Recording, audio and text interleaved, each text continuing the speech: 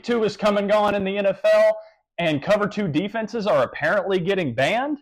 And as always, this professional quarterback is not on an NFL team, so it is now time for my Week 2 quarterback performances of the week, where I, professional quarterback Justin Arth, rank the top 5 quarterback performances in the NFL in a given week. So before we get onto the list, make sure you guys leave a like, subscribe. Let's get into my honorable mentions. CJ Stroud, Gardner Minshew, my own buddy, guess call me biased, but he did have a good game, Malik Willis, and then Josh Allen. Coming in at number 5, Joe Burrow. At a 103.7 QBR, went 23 of 36 for 258 yards, 2 touchdowns, and did have the one costly fumble. Huge bounce-back game of sorts for Joe Burrow this week.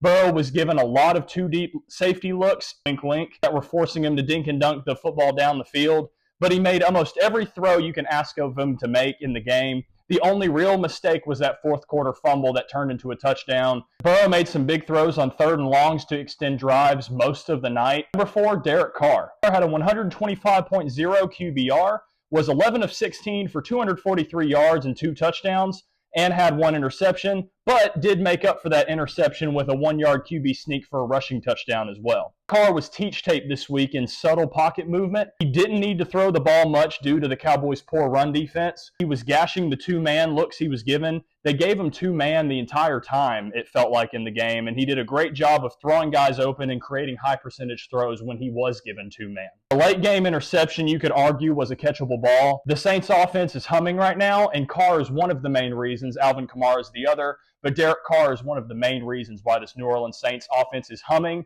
after this huge win over the Dallas Cowboys. Number 3, Sam Darnold. Sam Darnold had a 109.1 QBR, 17 of 26 for 268 yards, 2 touchdowns and the interception, but he also did have 5 carries for 32 yards on the ground. Who said that guy can't run? What do I keep saying? I told you this time and time again. Sam Darnold is going to be great in Minnesota. Sam Darnold is that guy. This week, Darnold was surgical, especially on 3rd downs, the entirety of the football game. He made big-time throws after big-time throws and even got his legs involved with the highly underrated athleticism to make big plays when the pass rush opened up the lanes and vacated space for him to run.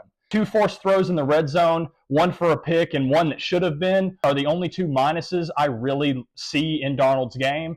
Number 2, Kirk Cousins. Kirk Cousins finished with a 117.2 QBR, 20 of 29 for 241 yards and 2 touchdowns. On Monday night, Kirk showed why the Falcons needed a veteran quarterback under center as opposed to a rookie or a young guy they're trying to develop.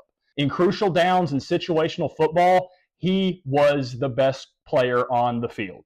3rd downs, 4th downs, 2-minute drill to go down the football field and win the game against an Eagles defense that is not as good as recent years, but is still a good defense. He was making great decision after great decision. You can still tell he's not fully healthy, like he looks a little stiff in the pocket, but getting him back under center and getting shotgun looks as opposed to the pistol that we saw in week 1 showed the true Kirk Cousins that the Falcons paid $180 million to have. Number 1, Kyler Murray.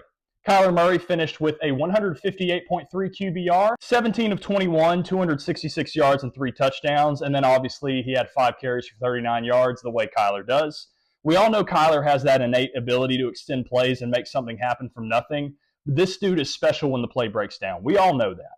But today, Kyler looked in command from the jump. Anytime the Rams gave Kyler 2 high safety looks, he was challenging them and making plays in the zones that should have been capped.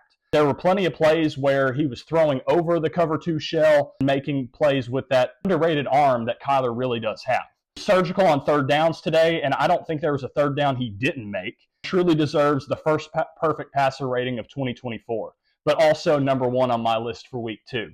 Agree with my list? Do you think some of those honorable mentions get in there, like my boy Malik Willis? Do you think my list is absolutely wrong? Let me know your thoughts, your opinions, and your list